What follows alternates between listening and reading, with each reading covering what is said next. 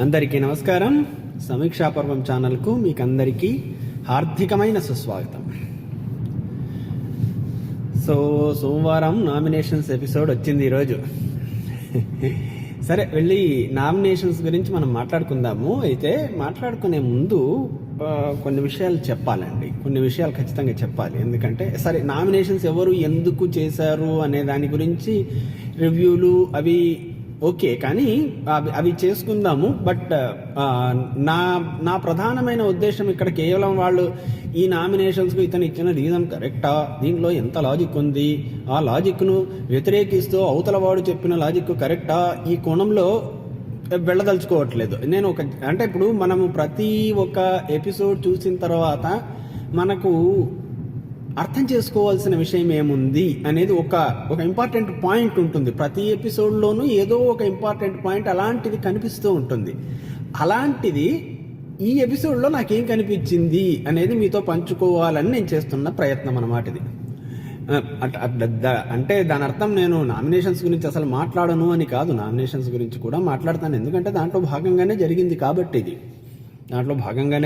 కాబట్టి దాని గురించి మాట్లాడాల్సి వస్తుంది కాబట్టి. సో మాట్లాడదాం. ఒకటేమంటే, ఈరోజు ఒక్క క్యాప్టెన్ తప్ప అందరూ నామినేట్ అయ్యారు. మొత్తం హౌస్ నామినేట్ అయింది. ఒక్క క్యాప్టెన్ తప్పిస్తే ఆ క్యాప్టెన్ను కూడా నామినేట్ చెయ్యకూడదు కాబట్టి నామినేట్ చేయలేదు, అంతే. సో మళ్ళీ రేపటి టీజర్లో చూసింది ఏంటంటే, ఐ థింక్ ఈ నామినేషన్స్ నుంచి తప్పించుకోవడానికి ఒక ఇమ్యూనిటీ సంపాదించుకోవటానికి ఏదో ఒక టాస్క్ ఇచ్చారు. ఆ టాస్క్ అది ఏంటి అనేది క్లియర్గా లేదు. దాంట్లో గెలిచిన వాళ్లకు ఈ వారం ఇమ్యూనిటీ వస్తుందంటే, ఐ మీన్ నామినేషన్స్ నుంచి తప్పించుకుంటారు. ఇవన్నీ కాకుండా ఇంకోటి ఉందండో, అందరూ మర్చిపోయిన విషయం.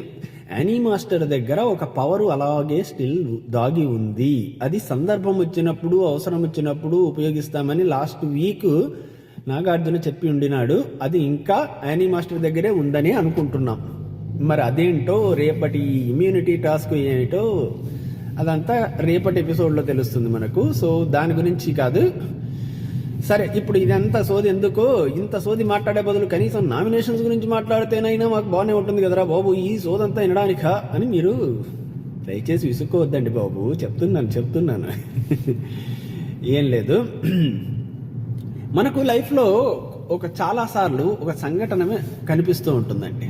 ఇప్పుడు మనమే ఉన్నాం, ఎవరో వరకు వద్దు, వాళ్ళు వీళ్ళు ఎగ్జాంపుల్స్ ఎందుకండి, మనమే ఉన్నాం. ఇద్దరు గొడవ పడుతున్నారు, మనకు ఎదురుగా ఇద్దరు గొడవ పడుతున్నారు అనుకోండి. ఆ ఇద్దరు గొడవ పడుతుంటే అందులో ఇద్దరు సమానంగా ఉండటము అనేది ఎప్పుడు కుదరదు కదా. ఇద్దరు సమాన స్థాయిలో ఉండటము అనేది ఎప్పుడు జరగదు. అంటే గొడవ జరుగుతున్న సమయంలో ఒకరు వీక్ ఉంటారు, ఒకరు బాగా స్ట్రాంగ్గా ఉంటారు. ఈ వీక్గా ఉండేవాడిని స్ట్రాంగ్గా ఉండేవాడు మాటలతోనో లేకపోతే ఒక్కొక్కసారి కొట్టడమో తన్నడమో ఈ పనులు చేస్తూ ఉంటాడు. వీక్గా ఉండేవాడిని స్ట్రాంగ్గా ఉండేవాడు లేకపోతే మాటలతో హింసిస్తూ ఉంటాడు. సో న్యాచురల్గా మనం చూసేవాడిగా చూస్తే మన సానుభూతి ఈ దెబ్బలు తింటున్న వాడి వైపే ఎక్కువగా ఉంటుంది. అక్కడ తప్పు ఎవరిది, తప్పు బలంగా ఉండేవాడు తప్పు చేశాడా, వీక్గా ఉండేవాడు తప్పు చేశాడా అనేది అక్కడ ఆలోచించాము. ఇమ్మీడియట్గా మన దృష్టిని ఆకర్షించే విషయం ఏంటి? దెబ్బలు తింటున్నాడు అన్న విషయం మన దృష్టిని ఆకర్షిస్తుంది. దెబ్బలు తింటున్నాడు కాబట్టి అయ్యో పాపం అనే ఫీలింగ్ ఆటోమేటిక్గా చూసేవారిలో వస్తుంది. ఇది మనలో ఎంతమందికి జరిగి ఉంటుంది చెప్పండి? ఎంతమందికి జరిగి ఉంటుంది? మనలో చాలా మందికి చాలాసార్లు జరిగి ఉంటుంది ఇట్లాంటి సిచ్యువేషన్. అంటే ఒక స్ట్రాంగ్గా ఉండే పొజిషన్లో ఉండే ఒక మనిషి ఒక వీక్గా ఉండే పొజిషన్లో ఉండే మనిషిని హింసించటమో లేకపోతే మాట్లాడటమో కొట్టటమో లేక వాళ్ళ అధికారాన్ని ఉపయోగించి బాధించటమో ఏదో ఒకటి ఇట్లాంటివి చేస్తూ ఉంటే ఆ అనుభవిస్తున్న వాడి పట్ల ఆటోమేటిక్గా మనకు ఒక సానుభూతి అనేది ఏర్పడుతుంది. ఇది మామూలు ఈవెన్ చాలా క్రూడ్గా చెప్పాలి అంటే, ఒక కారులో పోతున్నవాడు మోటార్ బైక్ను కొట్టాడు అంటే కారులో వాడితే తప్పు, ఖచ్చితంగా ఎప్పుడు కారులో వాడితే తప్పు. మోటార్ బైక్ ఉన్నా కూడా మనం ఒప్పుకోబుద్ధి కాదు, ఎందుకంటే మోటార్ బైక్ చిన్నది. అలాగే మోటార్ బైక్ వాడు వెళ్ళి ఏదన్నా చిన్న స్కూటీనో లూనానో కొట్టాడు అనుకోండి, అప్పుడు మోటార్ బైక్ వాడిది తప్పు. అట్లాగే లూనా వాడు వెళ్ళి సైకిల్ని కొట్టాడు అనుకోండి, లూనా వాడిది తప్పు. సైకిల్ వాడు వెళ్ళి నడుస్తున్నోడిని కొట్టాడు అనుకోండి, సైకిల్ వాడిది తప్పు.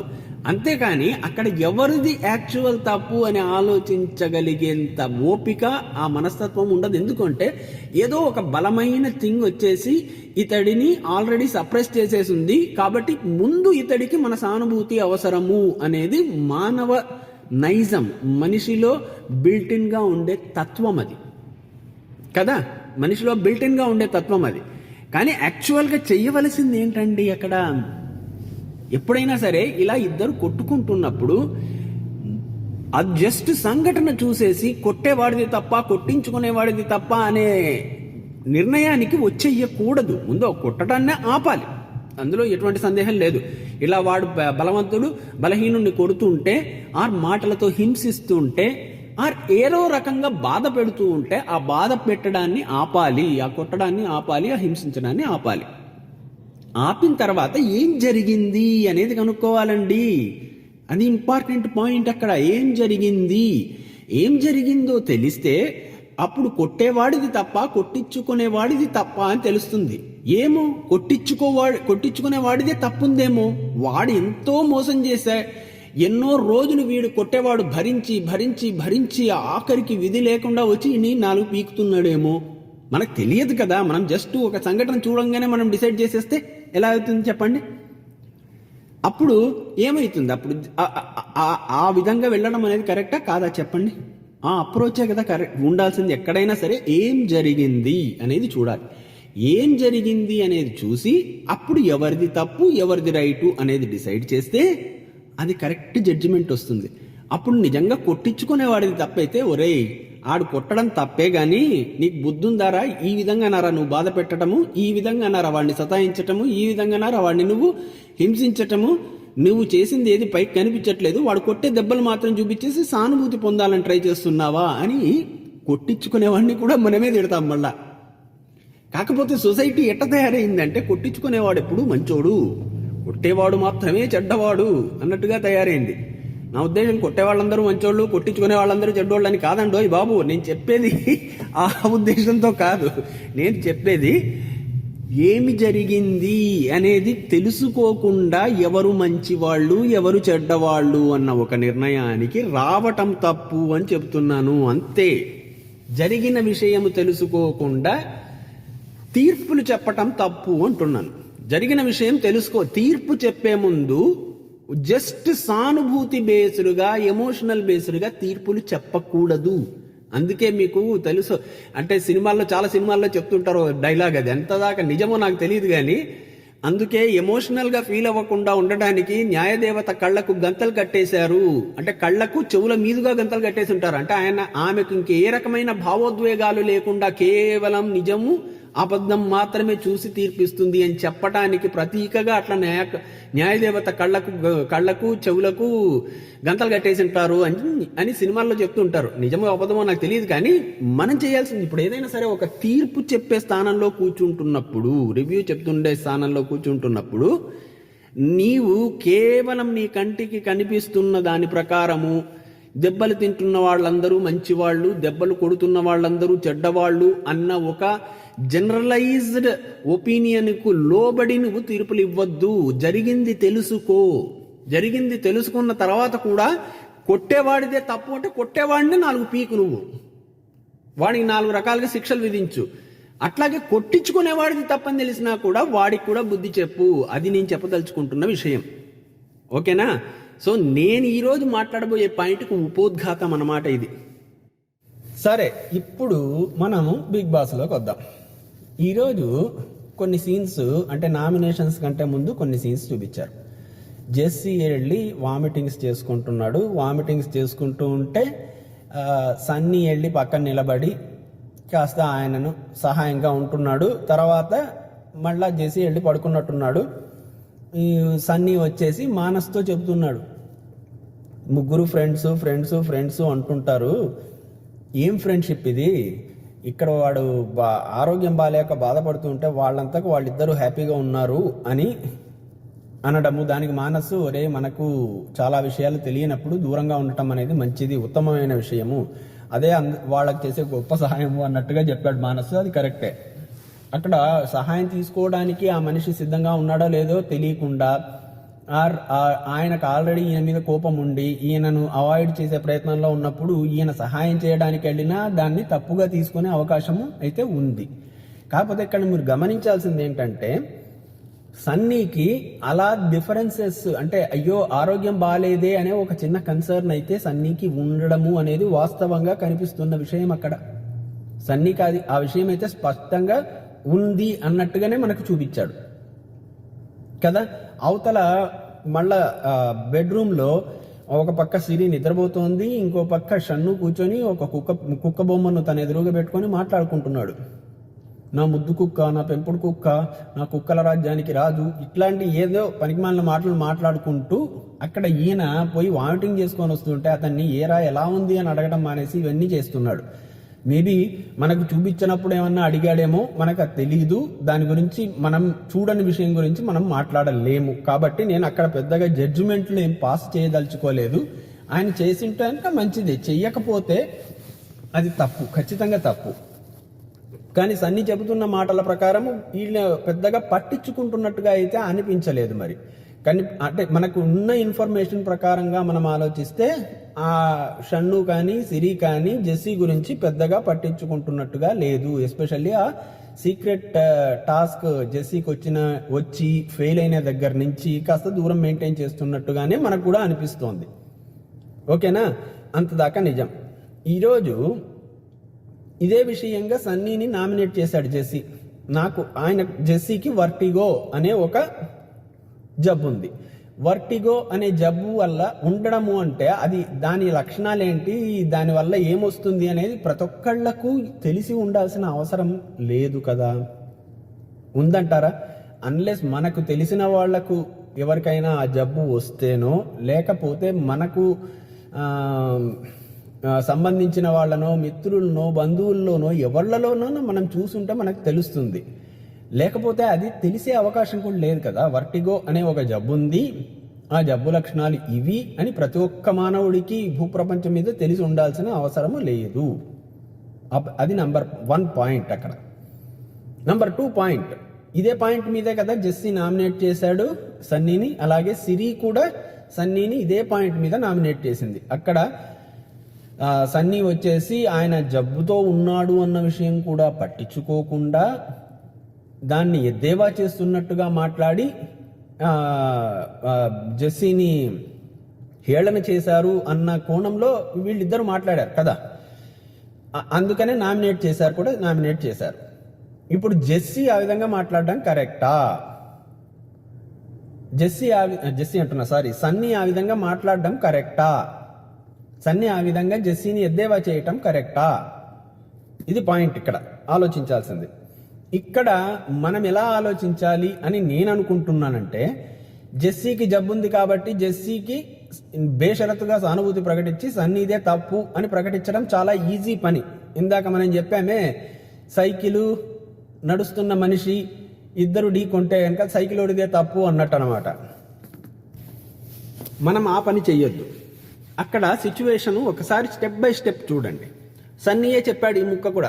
ఇదేదో నేను సొంతంగా ఆలోచించి చేస్తున్న విషయం కాదు, సన్నీయే చెప్పాడు. ఆ రోజు అంటే మొట్టమొదటి అసలు టాస్క్ మొదలైనప్పటి నుంచి గమనించండి, ఫస్ట్ డే వచ్చేసి జెస్సీ తాను ఈ ఫిజికల్ టాస్క్ ఆడలేను ఎందుకంటే తనకు ఆరోగ్యం బాగాలేదు అని చెప్పాడు. ఆరోగ్యం బాగలేదు అని మాత్రమే చెప్పాడు. మేబీ నాకు వర్టిగో ఉంది అని కూడా చెప్పి ఉండొచ్చు. బహుశా వర్టిగో అనేది కూడా ఉంది, అందుకని నేను ఆడలేను అని జెస్సీ బహుశా సన్నీకి చెప్పి ఉండొచ్చు. అంతదాకా ఎటువంటి వివాదము లేదు, అది కరెక్ట్. ఇప్పుడు సన్నీ ఏమనుకుంటాడు, ఆరోగ్యం బాగాలేదు కాబట్టి ఇతను పాల్గొనడం లేదు కాబట్టి అని ఏదో ప్రణాళిక వేసుకున్నాడు. నెక్స్ట్ డే మార్నింగ్ మళ్ళీ జెస్సీ వచ్చేసి నేను ఆడతాను అన్నాడు. నేను ఆడతాను అన్న తర్వాత దానికోసం ఏదో చిన్న రచ్చ జరిగింది, అదంతా అయిపోయింది. సో బేసిక్గా ఏంటి, జెస్సీ ఆడతాను అన్నప్పుడు సన్నీ ఏమనుకోవచ్చు, అరే నిన్న బాగాలేకుండా ఉండింది, ఈరోజు బాగున్నట్టుంది అందుకని ఆడుతున్నాడు అని. ఆ నెక్స్ట్ డే ఏం జరిగింది, జెస్సీనే సంచాలకుడిగా బిగ్ బాస్ నియమించాడు. ఇప్పుడు జెస్సీకి నిజంగా ఆరోగ్యం బాగాలేకపోతే బిగ్ బాస్ జెస్సీని సంచాలకుడిగా నియమించడంలో అర్థమే లేదు కదా. అసలు అప్పుడు తప్పెవరు చేస్తున్నట్టు, బిగ్ బాస్ చేస్తున్నట్టు. ఆరోగ్యం బాగాలేని జెస్సీని తీసుకెళ్లి సంచాలకుడిగా నియమించి అతను కరెక్ట్గా డెసిషన్ తీసుకోవాలి అని బిగ్ బాస్ ఎక్స్పెక్ట్ చేశాడు అంటే తప్పు బిగ్ బాస్ అవుతుంది. లాస్ట్ ఇయర్ చూసాం కదా, లాస్ట్ ఇయర్ నోయల్కు ఆరోగ్యం బాగాలేదు అంటే అతన్ని పక్కన పెట్టేశారు ఆల్మోస్ట్. తర్వాత అతన్ని బయటికి తీసుకెళ్ళి అక్కడి నుంచి అంటే ఇంటికి కూడా వెళ్ళిపోయాడు ఆయన. సో అలాంటిది ఏదో జరుగుతుందని అనుకుంటారు ఎవరైనా కూడా ఆ ఇంట్లో ఉండి మొత్తం సిచ్యువేషన్ చూస్తున్న వాళ్ళకి కూడా అలాగే అనిపిస్తుంది కదా. మనం కూడా అదే అనుకుంటాం. సో ఇప్పుడు జెస్సీని సంచాలకుడుగా బిగ్ బాసే నియమించాడు. అండ్ అక్కడ జరిగిన హీటెడ్ ఆర్గ్యుమెంట్లో జెస్సీ కూడా రెచ్చిపోయి గట్టిగా మాట్లాడుతూ ఉన్నాడు. సో ఇవన్నిటి దృష్ట్యా చూస్తే ఇతనికి జబ్బు అనేది ఉండిండొచ్చు, వీక్గా ఉండిండొచ్చు. కానీ సిచ్యువేషన్ వచ్చినప్పుడు ఎగురుతున్నాడు, దుంకుతున్నాడు, ఫైట్ చేస్తున్నాడు, మాట్లాడుతున్నాడు. మొన్న కూడా మాట్లాడాడు కదా, ఎంత గట్టిగా మాట్లాడాడు, వర్స్ట్ పర్ఫార్మెన్స్ అప్పుడు కూడా. ఇవన్నీ చూసినప్పుడు ఏమనుకుంటారండి అంటే టాస్క్ వచ్చినప్పుడు ఈ లెవెల్లో రెచ్చిపోతున్నాడు అంటే ఏదో సాధారణమైన జబ్బు, మామూలు ఏదో వీక్నెస్ ఉండింటది అంతే అని. అలా ఉన్నప్పుడు ఆయన ఆ విధంగా మాట్లాడుతున్నాడు కదా. మాట్లాడుతున్నప్పుడు మొత్తం ఆల్రెడీ సిచ్యువేషన్ బాగా టెన్స్డ్ అప్ అయిపోయి ఉండింది, విపరీతమైన టెన్షన్తో నిండిపోయి ఉండింది. ఇరు వర్గాలు ఒక మాటల తూటాలు విసురుకుంటున్నాయి. ఇద్దరు బాగా గొడవ పడుతున్నారు. అందరిలోనూ ఆవేశపు పాళ్ళు విపరీతంగా ఉన్నాయి. అంత హెచ్చు స్థాయిలో గొడవ పడుతున్నారు. ఆ గొడవ పడుతున్న సందర్భంలో విచక్షణతో ఆలోచించగలిగేంతటి ఓపిక ఎవరికీ ఉండదు. ఆ వర్గానికి ఉండదు, ఈ కామ్గానికి ఉండదు.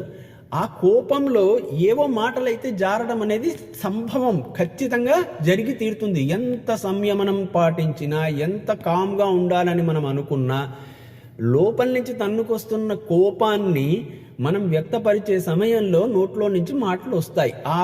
ఆ పరిస్థితుల్లో సన్నీ అని ఉండవచ్చు ఏంటి అన్నాడు. ఏమి మాట్లాడడానికి, కొట్లాడడానికి అయితే ఇంత అరుస్తున్నాడు.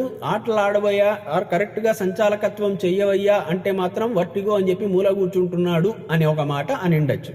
అది ఆయనని ఎద్దేవా చేయడానికి అంటున్నది కాదు. ఇక్కడ ఏదో అన్యాయం జరిగిపోయింది అన్న భావనలో సన్నీ ఉన్నాడు కాబట్టి ఆ అన్యాయాన్ని సరిగ్గా ఈ జెస్సీ అడ్రస్ చెయ్యట్లేదు అన్న కోపంలో నుంచి వచ్చిన మాట. అందులో ఆయన యొక్క జబ్బును తక్కువ చేసి చూపించాలన్న ఉద్దేశం కానీ, లేకపోతే అతన్ని ఏదో బాధ పెట్టాలన్న ఉద్దేశం కానీ సన్నీలో లేవు అన్న విషయం చెప్పటానికి నాకు ఎటువంటి సందేహము లేదండి. ఎందుకంటే ఒకవేళ నిజంగా సన్నీకి జెస్సీ మీద అంతటి చిన్న చూపే ఉంటే ఈరోజు అంత బాధపడడు కదా. వచ్చి పక్కనే వచ్చేసి అతని దగ్గర నిలబడి అతను వామిటింగ్ చేసుకుంటుంటే అతని పక్కన ఉండి ఏదో చిన్న సపోర్ట్ తనకు చేతనైనంత వరకు చేస్తూ ఉన్నాడు కదా. అంటే అవతలవాడు బాధపడుతూ ఉంటే దాన్ని తన యొక్క అవసరానికో అనుకూలానికో మలుచుకునే ప్రయత్నం చేసే మనస్తత్వం సన్నీది కాదు అన్న విషయం స్పష్టమవుతోందా లేదా అక్కడ కదా. అది పాయింట్ 1. ఇక్కడ పాయింట్ 2, ఇప్పుడు జెస్సీకి ఉండే ఈ జబ్బును హైలైట్ చేసి సన్నీని పెద్ద నేరస్తుడిగా చిత్రీకరించాలి అని ప్రయత్నం చేస్తున్నది ఎవరు? షన్ను బ్యాచ్. షన్ను చేయట్లేదు ఆ పని, సిరి చేస్తోంది. సిరి నామినేట్ చేస్తున్నప్పుడు కూడా ఈయన ఎవరు మన సన్నీ ఎంతగా ఎక్స్ప్లెయిన్ చేయడానికి ప్రయత్నించినా అది వినకుండా నా మాట నువ్వు విను అంటే ఒక స్టేజ్ దాటాక ఓకే పర్వాలేదు అయిపోయింది అన్నట్టుగా సన్నీ ఎళ్ళేసి ఆమె మొహానికి ఆ క్రీమ్ పూసేశాడు. దాని తర్వాత లాస్ట్లో మళ్ళీ సిరి వచ్చేసి నేను చెప్పే పాయింట్ నువ్వు వినలేదు, నువ్వు వినాలి అన్నప్పుడు మళ్ళీ సన్నీ అదే ఎక్స్ప్లెయిన్ చేశాడు. అంతసేపు సంచాలకత్వం చేసి తర్వాత ఆట ఆడడానికి సుముఖత చూపించి ఆ గొడవ జరుగుతున్నప్పుడు ఆ గొడవలో యాక్టివ్గా పాల్గొన్న మనిషి జబ్బుతో ఉన్నాడు అన్న విషయము ఎలా నేను అనుకోవాలి? అంత ఇదిగా ఉంటాడు అనేది ఇప్పుడు వర్టిగో వచ్చిన వాళ్ళ లక్షణాలు ఏంటి, ఎలా ఉంటారు అనేది నాకు తెలియదు. యాక్టివ్ మామూలుగా జనరల్గా ఉండే అభిప్రాయం ఏంటి, జబ్బు పడ్డవాడు వీక్గా ఉంటాడు, ఎక్కువగా మాట్లాడలేడు. గొడవల సంగతి పక్కన పెట్టండి, మాట్లాడడానికే ఓపిక ఉండదు, ఎప్పుడు చూసినా పడుకొని ఉందాము అన్న ధోరణిలోనే ఉంటారు జబ్బు పడ్డవాళ్ళు ఎవరైనా సరే. అదే ధోరణిలో ఉంటారేమో అనే ఉద్దేశంలో సన్నీ ఉన్నాడు. అట్లా లేకుండా యాక్టివ్గా ఉండేసరికి ఇతనికి ఉండాల్సిన స్థాయిలో, జబ్బు ఉండొచ్చు కానీ ఉండాల్సిన స్థాయిలో లేదు, యాక్టివ్గానే ఉన్నాడు, ఇన్ని మాటలు మాట్లాడుతున్నాడు అన్న ధోరణిలో ఈయన కూడా ఆల్రెడీ అక్కడ అట్మాస్ఫియర్ బాగా వేడెక్కిపోయి ఉండింది కాబట్టి, ఆ వేడిలో కూడా ఈయన ఉన్నాడు కాబట్టి అక్కడ ఒక మాట తూలాడు. దాన్ని హైలైట్ చేసేసి మన జెస్సీ యొక్క జబ్బును చాలా ఎక్కువ చేసేసి చూపించేసి సన్నీ దుర్మార్గుడు, మానవత్వం లేని మనిషి అన్నట్టుగా ప్రూవ్ చేయాలనుకుంటున్న సిరి ప్రయత్నము చాలా చాలా చాలా చాలా తప్పు. అంతే. ఇక్కడ వాళ్ళు నిజంగా జెస్సీకి ఏమి హెల్ప్ చేస్తున్నారు అనేది కనిపించట్లేదు. కాస్తో కూస్తో హెల్ప్ చేయడానికి ప్రయత్నమైనా చేస్తున్నట్టు కనిపిస్తున్నది సన్నీ. అతనికి మానవత్వం లేదు, వీళ్ళకి ఏదో భయంకరమైన మానవత్వం ఉంది అన్నట్టుగా చూపించుకునే ప్రయత్నము సిరి చేస్తుంది.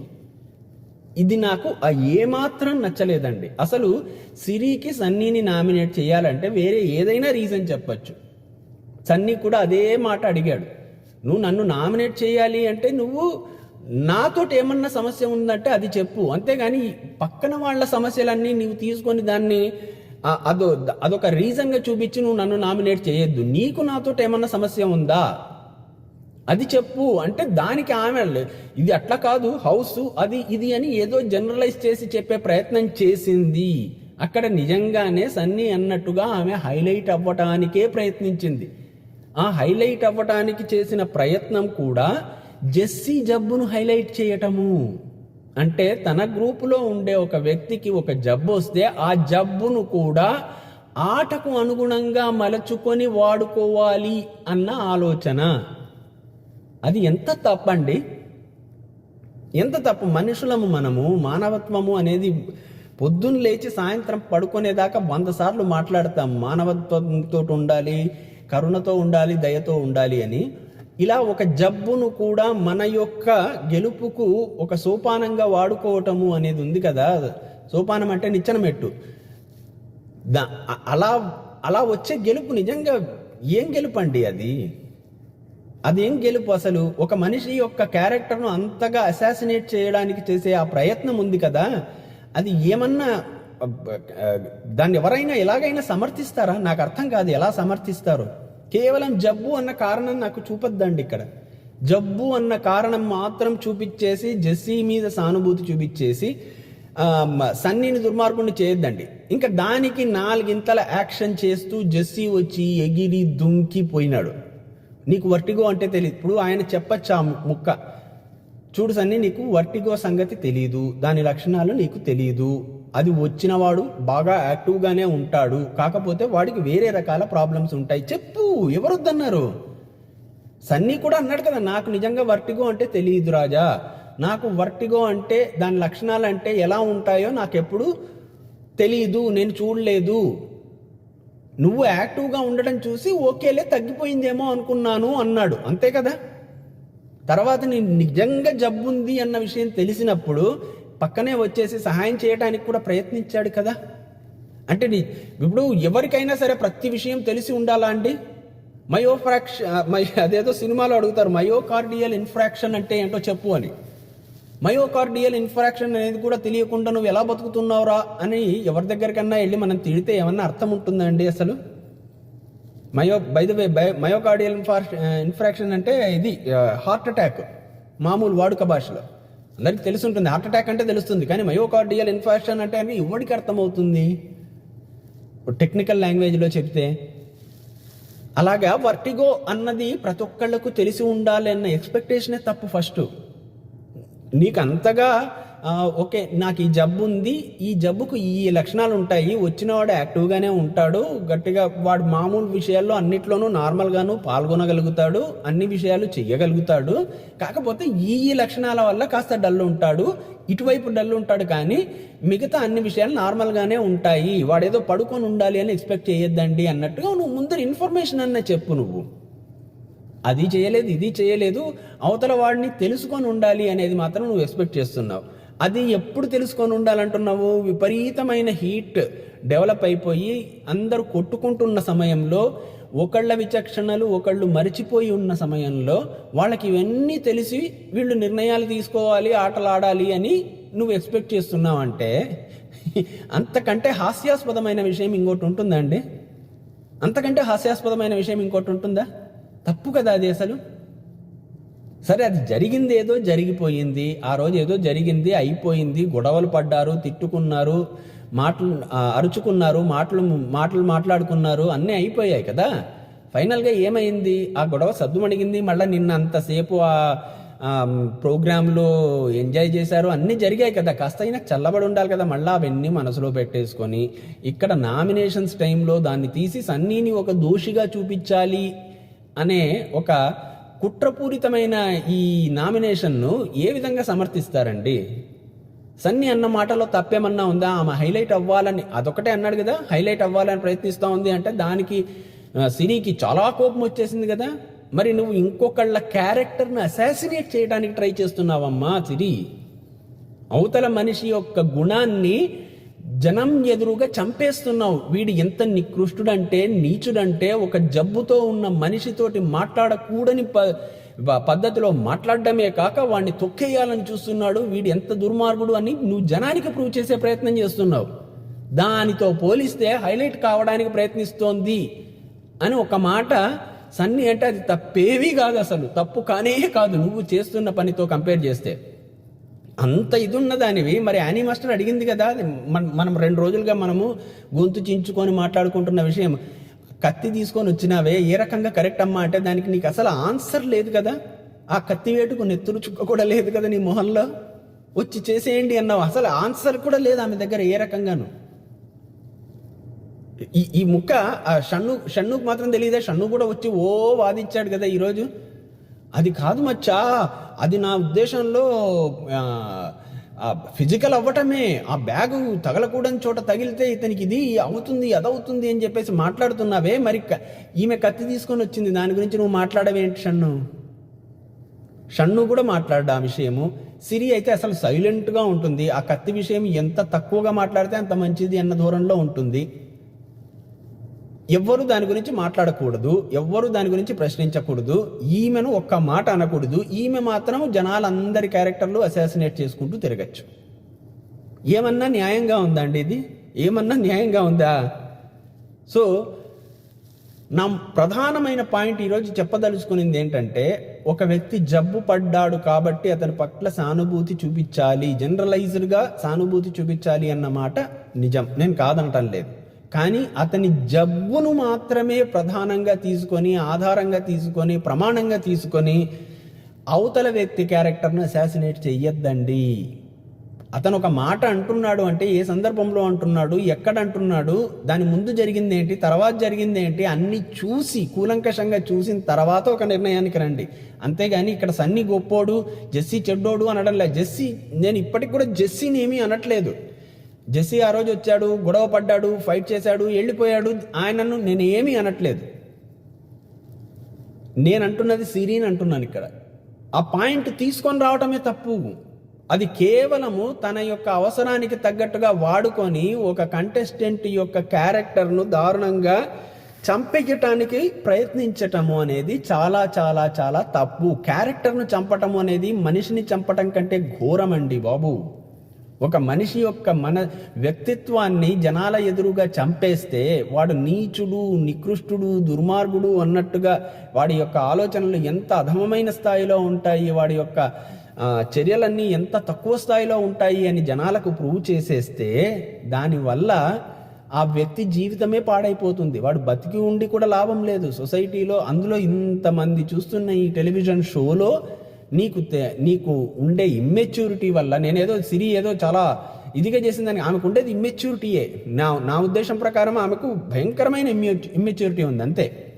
ఆ ఇమ్మెచ్యూరిటీ తోటి ఒక వ్యక్తి యొక్క క్యారెక్టర్ను అసాసినేట్ చేయటానికి తెగిచ్చేస్తే ఇంకా దాని గురించి ఏం మాట్లాడతామండి? ఎలా మాట్లాడాలి, ఏం మాట్లాడాలి చెప్పండి. సో అది చాలా చాలా చాలా తప్పు. సో ప్రధానంగా ఈరోజు నామినేషన్స్ ఎపిసోడ్లో నేను మాట్లాడాలనుకున్న విషయం ఇది. ఇవి కాకుండా ఇంకా ఈరోజు మిగతా నామినేషన్లు కూడా క్విక్గా చూసేద్దాం, ఎక్కువ వద్దు టైము. నేను ఇంకా 4-5 వీడియోలు చేయదలుచుకోలేదు నేను, ఎందుకంటే అంతగా మన ఛానల్కు ఆదరణ కూడా ఇంకా అంతగా రావట్లేదు కాబట్టి జస్ట్ క్విక్గా నేను అయిపోగొట్టే ప్రయత్నం చేస్తాను. సరే, ఇందులో ప్రధానంగా మానస్కు శ్రీరామచంద్రకు మధ్య జరిగిన తగాదా. ఇప్పుడు మానస్ శ్రీరామచంద్ర మానస్ను నామినేట్ చేసుకున్నారు. ఓకే, బాగానే ఉంది. కాకపోతే ఇక్కడ అర్థం కాని విషయం ఏమంటే మానస్కు శ్రీరామచంద్ర మీద ఎప్పుడో 2వ వారంలో జరిగిన విషయం గురించి కోపం ఉంది. 2వ వారంలో ఎప్పుడో ఏదో జరిగితే దానికి ఇప్పటిదాకా మోసుకొని వస్తున్నది మానస్సే, శ్రీరామచంద్ర కాదు. ఈ విషయంలో తప్పు శ్రీరామచంద్రది లేదు. సో మానస్ యొక్క ప్రభావంలో సన్నీ ఉన్నాడు కాబట్టి సన్నీ కూడా శ్రీరామచంద్రతో గొడవ పడుతున్నాడు. ఈ విధంగా గొడవ పడడం చాలా తప్పు. సన్నీ సైడ్ అయితే అది తప్పు. బికాజ్ ఆయన మానసుకు ఏదో అనిపించింది కాబట్టి ఆ మాటల ప్రభావంలో ఉండిపోయి సన్నీ కూడా శ్రీరామచంద్రను ఒక దోషిగా చూడడము అనేది తప్పు. ఈయన ఎంత ఫ్రెండ్ అయినా కావచ్చు, కానీ అవతల మనిషిని కూడా మనిషే కదా, అతనిలో కూడా ఫీలింగ్స్ ఉంటాయి అన్న విషయం గమనించుకోవాలి కదా. ఎప్పుడో 2వ వారంలో గొడవ జరిగింది, దాని తర్వాత దాన్ని సార్ట్అవుట్ చేసుకునే ప్రయత్నం శ్రీరామచంద్ర నేను చేశాను అని కూడా చెబుతున్నాడు. అన్నీ అయిపోయినాయి అనుకుంటున్న తరుణంలో నువ్వు ఇంకా దాన్నే పట్టుకొని లాగుతూ ప్రతిదానికి గొడవలు చేస్తూ ఈ విధంగా ఉండి నువ్వు సాధిస్తున్నది ఏంటో నాకు అర్థం కావట్లేదు. మానస్కు ఈ విషయము చాలా క్లారిటీ ఆయనకు లోపల మనసులో పెట్టేసుకుని నాకు అనిపించింది దాని ప్రకారం చెప్తున్నానండి. మనసులో పెట్టేసుకున్న తర్వాత ఇంకా దాన్ని సాధిస్తూనే ఉంటాడు అంతే. ఇంకా వేరే ఏం లేదు దాంట్లో అనలైజ్ చేయాలి అంటే ఆయన మనసులో పడిపోయింది అంటే ఇంకా వాడు దుర్మార్గుడు. సో అది గమనించుకోకుండా అంటే ఇక్కడ మానస్ది తప్ప శ్రీరామచంద్రది తప్ప అన్న నిర్ణయం తీసుకోవాల్సింది సన్నీ. ఇక్కడ ఆ పని సన్నీ చేయట్లేదు కాబట్టి సన్నీది కూడా తప్పే. ఈ ఇద్దరి విషయంలో శ్రీరామచంద్రది లాజిక్ ఉంది, శ్రీరామచంద్రది ఎంతో కొంత లాజిక్ ఉంది. ఎప్పుడో అయిపోయిన విషయాన్ని ఇంకా లాగుతూ పీకుతూ ఉండడం ఏంటి? దాన్ని అదే మాట శ్రీరామచంద్ర కూడా చెప్పాడు కదా, మనం ఏదో చైన్ బ్యాచ్ లాగా కత్తులు గొడ్డళ్ళు పట్టుకొని కొట్టుకోవాల్సిన అవసరం లేదు కదా, అయిపోయింది. ఇంకా దాన్ని ఎండ్ చేసేసి నార్మల్గా ఉంచచ్చు కదా. ఎందుకు దాన్ని ప్రతిసారి లాగి నన్ను రెచ్చగొడతారో నేను 4 మాటలు అంటాను, మళ్ళీ మీరు 4 మాటలు అంటారు, ఇంకా అది రగులుతూనే ఉంటుంది. అది దాన్ని వదిలేసి ముందుకు వెళ్ళిపోదాము అని శ్రీరామచంద్ర చెప్పిన మాటలు నేను సమర్థిస్తున్నాను. దీని తర్వాత ప్రధానంగా చెప్పుకోదగ్గ విషయం ఏమంటే రవికి కాజల్కు మధ్య జరిగిన వివాదం కోసము ఈరోజు బిగినింగ్లో నిన్న అవినాష్ బాబా భాస్కర్ వచ్చి వీళ్ళతోటి ఏదో ఆట ఆడిచ్చారు. అది నిన్న మనకు చూపించలేదు, ఇవాళ చూపించారు. ఎందుకంటే దాని బేసులుగా గొడవ జరిగింది కాబట్టి. ఏంటా గొడవ అంటే నిన్న అవినాష్ కాజల్ను నిలబెట్టి ఆమె చేతికి ఒక సుత్తి లాంటి ఆయుధాన్ని అంటే ఒక రబ్బర్ సుత్తి లాంటిది ఏదో ఇచ్చి ఒక ప్రశ్న అడిగాడు. నీ గురించి ఇలా అనుకుంటున్నారు, నువ్వు వాడేం చేస్తున్నాడు, వీడేం చేస్తున్నాడు, వీడిని ఎలా పోక్ చేయాలి అని ఎప్పుడు కాజల్ అనుకుంటూ ఉంటుంది అని ఎవరన్నారు అని ఊహించు అని చెప్పి అవినాష్ అడిగాడు. అడిగితే ఈమెకు 3 డౌట్లు ఉన్నారంట. ఒకటి యానీ కానీ, లేకపోతే రవి కానీ, లేకపోతే శ్రీరామచంద్ర కానీ. కాకపోతే ఈమెకు ఉండే గతంలో ఉండే అనుభవాల దృష్ట్యా ఈ మాట అనే ఛాన్స్ రవికి ఎక్కువ ఉందని రవిని ఎత్తున కొట్టిందంట. ఆ కొట్టేటప్పుడు కూడా రవి చూస్తూ ఉన్నాడట కాజల్ని. నేనెందుకంటానమ్మా నిన్ను ఈ మాట, నేనెందుకంటానమ్మా నేను ఈ మాట అని చూస్తూనే ఉన్నాడు. కానీ అవేవి పట్టించుకోకుండా ఆయన నెత్తి మీద సుత్తితో కొట్టింది కాబట్టి ఆయన హర్ట్ అయ్యాడు. అదే రీజన్కు కాజల్ రవిని నామినేట్ చేసింది, రవి కాజల్ని నామినేట్ చేశాడు. కానీ రవి చెప్పేది ఏంటంటే నేను నీతోటి ఎంతసేపు రిలేషన్ బిల్డ్ చేసుకోవాలని ప్రయత్నిస్తున్నా కూడా నువ్వు ఎప్పటికప్పుడు దాన్ని తెంచేస్తున్నావు. నువ్వు తెంచేయటం మూలంగానే తెగిపోతుంది, కానీ నీవు ఎప్పుడు కూడా నాతోటి వచ్చి ప్రాపర్గా మాట్లాడడం లేదు అంటే దానికి కాజల్ ఏం చెప్పిందంటే ఎప్పుడైనా సరే వచ్చి రిలేషన్ బిల్డ్ చేసుకోవాలని ప్రయత్నిస్తున్నది నేను రవి. ఎన్ని గొడవలన్నా జరగని కొంత టైం గడిచాక సద్దు మణిగాక కాస్త మళ్ళా నా ఇద్దరు స్థిమిత పడ్డాక నేనే నీ దగ్గరికి వచ్చి మాట్లాడుతున్నాను, కానీ ఒక్కసారైనా నువ్వు నా దగ్గరికి వచ్చి మాట్లాడావా అంటే దానికి ఏదో విచిత్రంగా చెప్పాడు రవి. నువ్వు లోలో ఉన్నప్పుడు వచ్చావు కదా, లోలో ఉన్నప్పుడు హైలో ఉన్నప్పుడు రావడం కాదు నాయన, నార్మల్గా ఉన్నప్పుడు వచ్చి ఓకే మన ఇద్దరి మధ్య గొడవలు వద్దు, సద్దు మనం మార్చుకుందాము అని, మనము ఇప్పటి నుంచి నార్మల్గా ఉందాము అని రవి ఎప్పుడు మాట్లాడలేదు అన్నట్టుగా కాజల్ చెప్పింది. అంటే రవి ఎప్పుడు ఈమె నార్మల్గా ఉన్న సిచ్యువేషన్లో వెళ్ళి ఫ్రెండ్షిప్ కోసమో లేకపోతే వాళ్ళిద్దరి మధ్య సంధి కోసమో ప్రయత్నించలేదు, కానీ ఆ ప్రయత్నం తాను చేశాను అని చెప్పింది. ఈ మాటలుగా కాజల్ ఒక మాట అనింది, అప్పుడు నువ్వు ఎప్పుడు నాకు హెల్ప్ కూడా చేయలేదు, అప్పుడు సూది వచ్చినప్పుడు కూడా అంటే అది నిజంగా అర్థం లేని వాదన కాజల్ సైడ్ నుంచి. సూది వస్తే కనుక కాజల్ యొక్క బెలూనే బద్దలు కొట్టాలని చూస్తాడు రవి ఎప్పుడైనా. తన బెలూన్ ఎందుకు బద్దలు కొట్టుకుంటాడు? అక్కడ పాయింట్ దొరికింది రవికి. కానీ విషయం పరంగా టోటల్గా ఓవరాల్గా విషయం తీసుకొని చూస్తే ఇక్కడ రవిదే తప్పు ఉన్నట్టు అనిపిస్తుంది.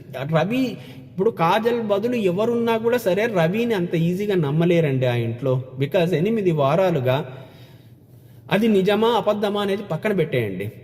పదే నాగార్జునతో సహా అందరూ కలిసి రవిని గుంటనక్క అంటున్నారు. దానికి తగ్గట్టుగా ఈయన ఎత్తులు జిత్తులు కూడా చాలా వేశాడు. ప్రియా గారితో కూడా వేశాడు, లహరితో వేశాడు. దాని తర్వాత కూడా మొన్న ఈ దీంట్లో కూడా వాళ్ళకి క్యాన్సిల్ అయింది చూడండి. లోబో అండ్ ఎవరో ఇంకొకరికి మిస్ అయింది చూడండి. కెప్టెన్సీ కంటెండర్గా మిస్ అయిపోయారు వాళ్ళు. అప్పుడు ఎవరు బయటకు వెళ్ళింది? శ్వేతకు ఎవరి దృష్టిలో వెళ్ళినా కూడా ఒకవేళ గెలిస్తే నా మహిమ, ఓడిపోతే నా సంబంధం ఏంటి అన్నట్టుగా మాట్లాడతాడు. సో కన్నింగ్గా ఆడుతున్న మాట వాస్తవం కదా రవి. అలాంటి రవి ఇలాంటి మాట అనింటాడు అని ఎవరైనా అనుకుంటారు. కాజలే అక్కర్లేదు, ఎవరైనా కూడా రవి ఈ విధంగానే మాట్లాడుండే అవకాశం ఉంది అని అనుకుంటారు. దానికి కారణం కాజల్ కాదు, దానికి కారణము మొత్తం ఆ రవి సృష్టించుకుంటున్న ఇమేజే. తనే సృష్టించుకుంటున్నాడు అలాంటి ఇమేజ్. ఒట్లేసి అబద్ధాలు చెప్పడము, అమ్మతోడు అనే అబద్ధాలు చెప్పడము, ఇవన్నీ చేస్తూ వచ్చాడు కదా రవి. అలాంటి మనిషిని ఎవరైనా ఎలా నమ్ముతారండి? ఎలా నమ్ముతారు? ఇప్పుడు కాజల్ మాత్రం ఏం తక్కువ అని అడగద్దండి. కాజల్ తక్కువేం కాదు. ఆమె గేమ్ ఆమె ఆడుతోంది, ఆమె కన్నింగ్నెస్ ఆమె చూపించుకుంటోంది. అడిగినప్పుడు అవును నేను కన్నింగే అన్నట్టు కూడా ఒప్పుకుంటోంది. ఇక్కడ రవి ఏంటంటే లేదు నేను చాలా ఉత్తముణ్ణి కాదు నాన్న, అలా కాదు నాన్న, ఇలా కాదు నాన్న అని చెప్పేసి అది ఏదో చాలా ఆప్యాయంగా లాస్ట్ ఇయర్ నోయల్ మాట్లాడుతుండేవాడు. నోయల్కు ఈయనకు నేను కంపేర్ చేయట్లేదు. ఒక స్వామీజీ మాట్లాడుతుంటాడు చూడండి. నోయల్ లాస్ట్ ఇయర్ అట్లాగే మాట్లాడేవాడు. ఈయన కూడా అట్లా స్వామీజీలాగా మాట్లాడుతుంటాడు రవి. కాబట్టి ఈయన నమ్మకపోవడంలో తప్పు లేదు. ఆ నమ్మకాన్ని సృష్టించుకోవాల్సిన పని ఆయన చెయ్యాలి, రవి చెయ్యాలి. అది మానేసి నువ్వు నన్నెందుకు అనుమానించావు అని కాజల్ అనటం అనేది చాలా తప్పు. ఇక్కడ రవి కాజల్ విషయంలో నాకైతే రవిదే తప్పు అనిపించింది. కాజల్ కరెక్ట్గానే ఆలోచించింది. అక్కడ సహజంగానే ప్రతి ఒక్కళ్లకు రవి మీదే అనుమానం వస్తుంది. అదే అనుమానం కాజల్కి వచ్చింది. సింపుల్. ఇకపోతే నెక్స్ట్ యానీ మాస్టర్ యథావిధిగా తనని ఎవరు నామినేట్ చేస్తారో వాళ్ళనే నామినేట్ చేసింది. కాజల్ మాత్రం ఏమైనా నామినేట్ చేయకపోయినా నామినేట్ చేసింది. ఏం చేయాలో ఆమెకు తెలియట్లే. మాట్లాడితే మళ్ళీ అక్కడ జెండర్ కార్డు ఆమెనే తీసింది. అమ్మాయిలు అబ్బాయిలు అనేది ఇక్కడ లేదు అని మొదటి నుంచి అంటున్నది ఆవిడే, ఇప్పుడు లేదంటున్నది కూడా ఆవిడే. ఫైనల్గా కాజల్ని చేయాలనుకునేది చేసింది.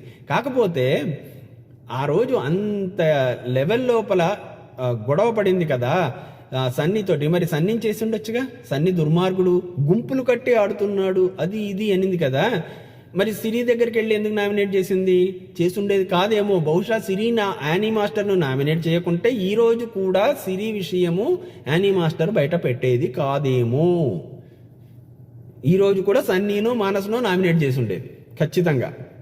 ఇప్పుడు సడన్గా సిరి యొక్క తప్పులు గుర్తొచ్చాయా? మరి 4 రోజుల వరకు ఊరికే ఉండి ఈ 4 రోజుల పాటు సన్నీ మానసుల మీద నోర్లు పారేసుకునేసి ఫైనల్గా ఇప్పుడు వెళ్ళి సిరిని నామినేట్ చేస్తూ ఉంది.